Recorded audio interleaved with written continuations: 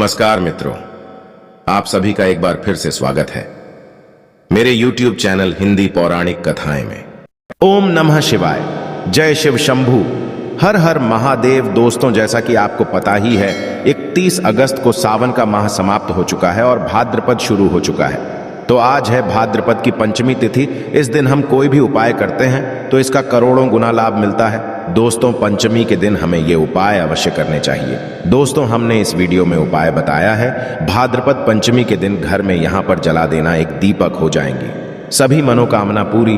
ध्यान से सुने, पूरा सुने, और आधा अधूरा सुनने से लाभ नहीं होगा। चलो वीडियो शुरू करते हैं और सुनते हैं खास उपाय।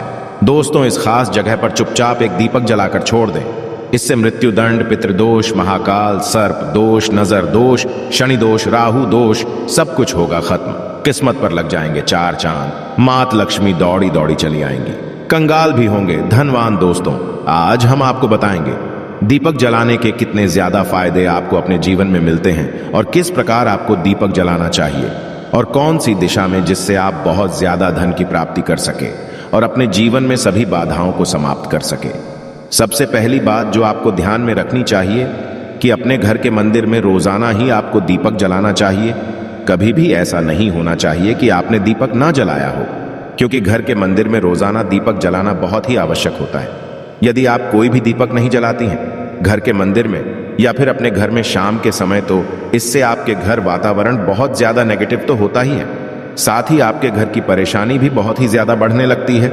घर का जो मुखिया होता है उसे बहुत ज्यादा ही मेहनत करनी पड़ती है। इसकी वजह से परेशानी, डिप्रेशन और टेंशन में घर का मुखिया पहुंच जाता है। शाम का समय हिंदू घर में बहुत ही ज्यादा महत्वपूर्ण माना जाता है, और जो लोग शाम के समय कभी भी घी का दीपक या फिर तेल का दीपक अपने घर में नहीं जलाते हैं तो उनके घर में सदैव ही मुसीबत बनी रहती है।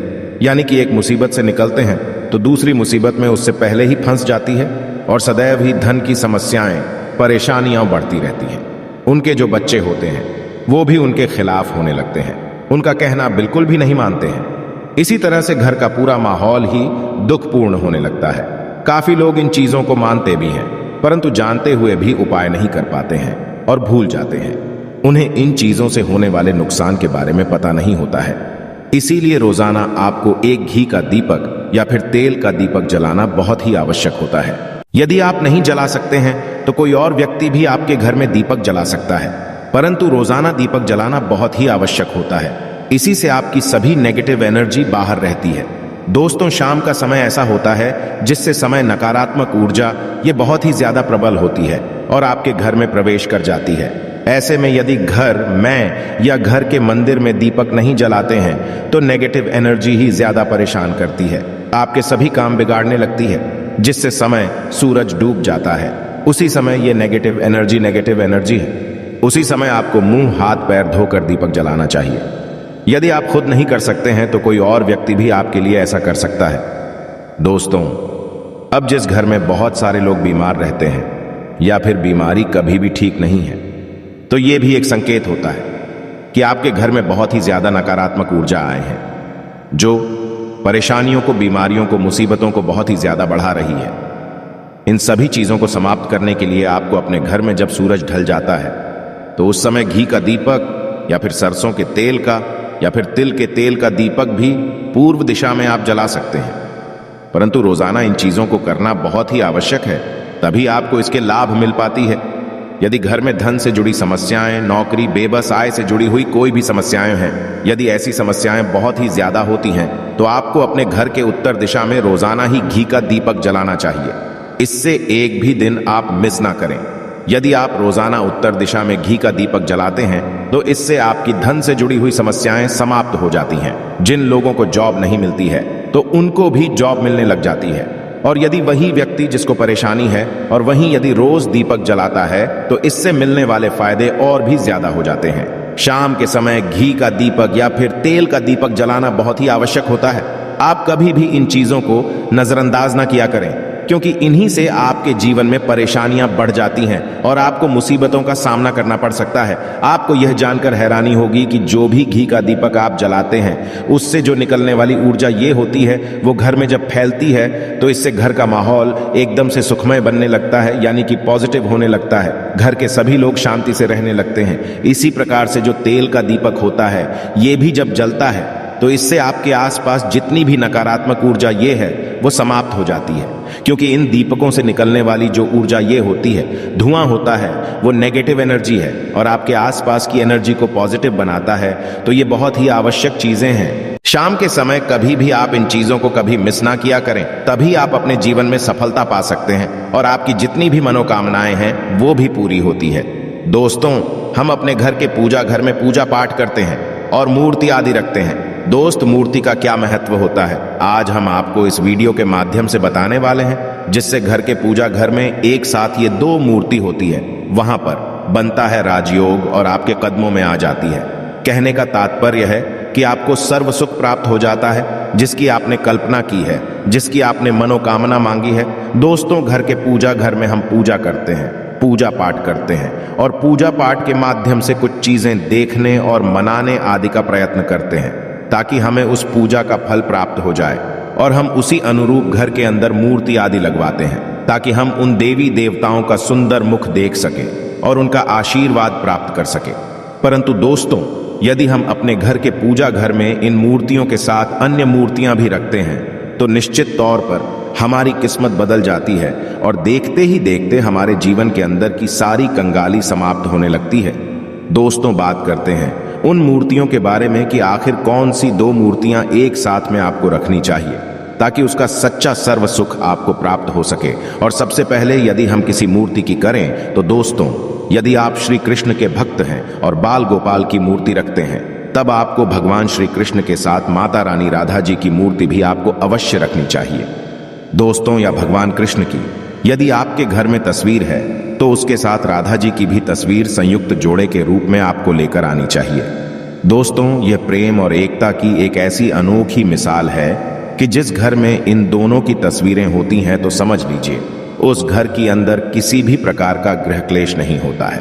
दोस्तों, पति पत्नी और परिवारजनों के बीच परस्पर प्रेम रहता है और घर में धन धान्य में अपने आप ही वृद्धि होती है।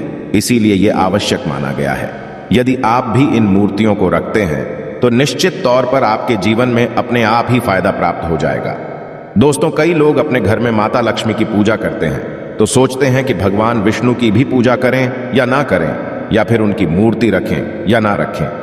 दोस्तों, सदैव भगवान श्री विष्णु जी और माता लक्ष्मी की पूजा आपको एक साथ करनी चाहिए। दोस्तों, देवाधिदेव महादेव भगवान विष्णु और भगवान ब्रह्मा जी तीनों ही देवताओं को सर्वशक्तिमान देवता माना गया है और 13 देवों में भगवान विष्णु जी को पूजा जाता है। तो यदि आप अपने घर के पूजा घर में लक्ष्मी नारायण जी की संयुक्त रूप में पूजा करते हैं तो निश्चित तौर पर आपके घर में दिन दोगुनी रात चौगुनी वृद्धि देखने को मिलती है। दोस्तों, इसीलिए आप विष्णु जी के साथ माता लक्ष्मी जी की पूजा करें। यदि माता लक्ष्मी की अकेली तस्वीर है तो आपको उनके बाईं तरफ भगवान श्री गणेश और भगवान श्री कुबेर जी की मूर्ति या तस्वीर अपने घर के मंदिर में अवश्य लगानी चाहिए। यदि आप मां लक्ष्मी जी के बाईं तरफ भगवान श्री गणेश जी की मूर्ति लगाते हैं या तस्वीर लगाते हैं तो आपको निश्चित तौर पर लाभ प्राप्त होता है और देखते ही देखते आपके जीवन के अंदर की कंगाली समाप्त होने लगती है। और प्राप्ति के लिए आपको लक्ष्मी गणेश जी की संयुक्त रूप से पूजा करनी चाहिए। माना जाता है माता लक्ष्मी धन देती है तो भगवान श्री गणेश वृद्धि सिद्धि का भंडार और वृद्धि का विकास करते हैं। इसी वजह से इनकी पूजा बहुत आवश्यक मानी गई है। दोस्तों, कई लोग पूछते हैं कि अपने घर में हनुमान जी की तस्वीर या मूर्ति रखें या ना रखें, या उनकी पूजा करें या ना करें। दोस्त, तो आपको निश्चित तौर पर हनुमान जी के अन्य देवी देवताओं के साथ में भी आप या तस्वीर रख सकते हैं। किसी प्रकार की कोई दो राय नहीं है कि आपके ऊपर हनुमान जी क्रोधित होंगे या नहीं होंगे।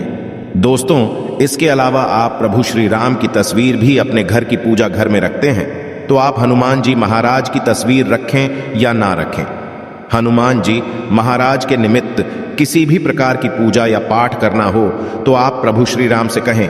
दोस्तों, भगवान श्री राम के प्रिय भक्त हनुमान जी महाराज हैं और निश्चित तौर पर आपको उतना ही आशीर्वाद होता है जितना कि आपको हनुमान जी की मूर्ति या तस्वीर का पूजन करने से होता है।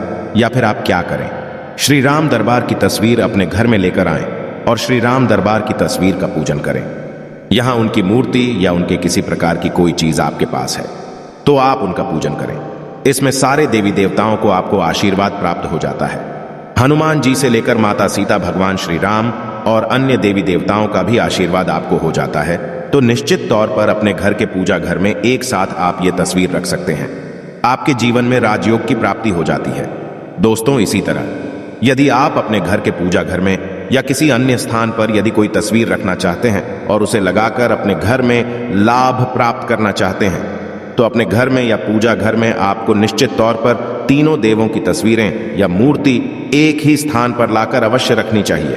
ब्रह्मा, विष्णु और महेश, इन तीनों की संयुक्त रूप से इनकी एक साथ तस्वीर अपने घर के मंदिर में या अपने घर में कहीं भी लाकर रख देनी चाहिए। माना जाता है कि इन तीनों देवताओं के एक साथ दर्शन करने मात्र से हमारे बड़े से बड़े भीगने और बड़े से बड़े कष्ट ऐसे ही समाप्त हो जाते हैं। इसी वजह से इन तीनों की एक साथ में तस्वीर या मूर्ति लाकर आपको पूजा अवश्य करनी चाहिए। दोस्तों, अब बात करते हैं कि कुछ ऐसी तस्वीरें होती हैं या ऐसी मूर्तियां होती हैं को आपको अपने घर के पूजा घर में स्थान ही नहीं देना चाहिए। यदि आपने इन तस्वीर या मूर्ति को अपने घर के पूजा घर में स्थान दिया है तो समझ लीजिए कि आपको कंगाली का सामना करना पड़ेगा या फिर देवी देवताओं के क्रोध का सामना करना पड़ेगा। दोस्त, और एक बात बता दें कि मंदिर में कभी भी विषम संख्या में गणेश जी की मूर्तियां ना रखें। जैसे कि 1, 3 या 5 ऐसे रखना अशुभ माना जाता है। 2 मूर्तियों को एक साथ रखना शुभ माना गया है। यदि सिर्फ गणेश जी की मूर्ति रखते हैं तो इसके अलावा किसी भी प्रकार की मूल की आपको नहीं रखनी चाहिए। दोस्तों, इन्हें स्थापित करते वक्त ध्यान दें कि गणेश जी का चेहरा सदैव घर के मुख्य दरवाजे की तरफ होना चाहिए ताकि आपको अच्छे और सच्चे धन लाभ की प्राप्ति हो। और इस बात का ध्यान रखें कि घर में अंगूठे से बड़े आकार का शिवलिंग आपको भूलकर भी नहीं रखना चाहिए। सदैव एक छोटा सा शिवलिंग रखें और इससे ज्यादा शिवलिंग आपको नहीं रखना चाहिए। दोस्तों, वैसे तो आपको अपने घर में शिवलिंग रखना ही नहीं चाहिए। उसके बाद भी यदि आप रखते हैं तो अंगूठे के आकार से बड़ा शिवलिंग आपको नहीं रखना चाहिए। आप छोटा शिवलिंग रख दें और ध्यान रखें कि एक से ज्यादा शिवलिंग आपको भूल कर भी नहीं रखनी है। घर में यदि आप शिवलिंग रखते हैं तो शिवलिंग के ऊपर आपको तुलसी भूल कर भी अर्पित नहीं करना चाहिए। यदि आपने शिवलिंग रख लिया है और उस पर तुलसी अर्पण कर दी है तो देवी देवताओं के क्रोध का आपको सामना करना पड़ेगा।